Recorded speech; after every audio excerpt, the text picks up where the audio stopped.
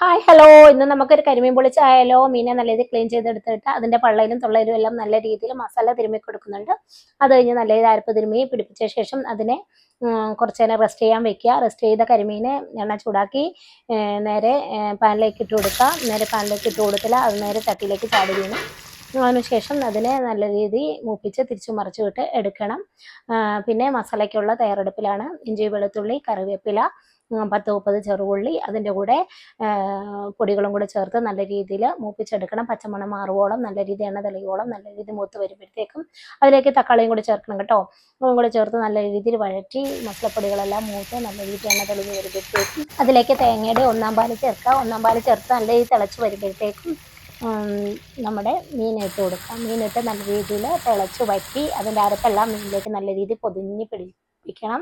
നല്ല രീതിയിൽ പൊതിഞ്ഞ് കൊടുത്ത് കഴിയുമ്പം നല്ല തിളച്ച് തേങ്ങാപ്പാലെല്ലാം വറ്റി നല്ല എണ്ണ തെളിയും. എണ്ണ തെളിഞ്ഞ് കഴിയുമ്പോൾ തീ ഓഫ് ചെയ്യുക. അതിന് കുറച്ച് ആറിയ ശേഷം നമുക്ക് വാഴയിലയിൽ പൊതിഞ്ഞെടുത്ത് അതിനെ പൊളിച്ചെടുക്കാം. ഞാനിവിടെ പൊളിച്ചെടുക്കാൻ വേണ്ടി പാനാണ് എടുക്കുന്നത്. അതിലേക്ക് കുറച്ച് എണ്ണ ഒഴിച്ചതിന് ശേഷം തിരിച്ചു മറിച്ചും വാഴയില പൊതിഞ്ഞ് കരിമീനിട്ട് തിരിച്ചു മറിച്ചിട്ട് പൊളിച്ചെടുക്കുന്നുണ്ട്. അങ്ങനെ വാഴയിൽ പൊതിഞ്ഞ് പൊളിച്ചെടുക്കുമ്പോൾ നല്ലൊരു മണം വരും കേട്ടോ. അങ്ങനെ നമ്മുടെ കരിമീൻ പൊളിച്ച് റെഡി ആയിട്ടുണ്ട്. അതിൻ്റെ കൂടെ ഞാൻ മുഹബത്ത് കസ്ലിമാനയും കൂടെ ആക്കി എടുക്കുന്നുണ്ട്. പുതിനയും തേയിലയും പഞ്ചസാരയൊക്കെ ഇട്ട് നമ്മുടെ കട്ടൻ ചായ അതും കൂടെ ആക്കി എടുക്കുന്നുണ്ട്. അത് കഴിഞ്ഞ് ഞങ്ങൾ പോയി നല്ല രീതിയിൽ ഫുഡ് അടിച്ചു.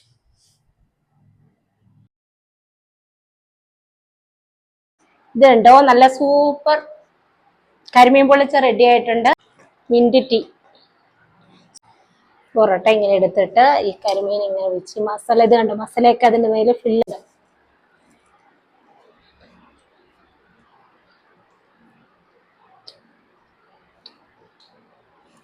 ഞാൻ ഉണ്ടാക്കിയോണ്ട് പറയുന്നതല്ല, നല്ല സൂപ്പറാണ് കേട്ടോ.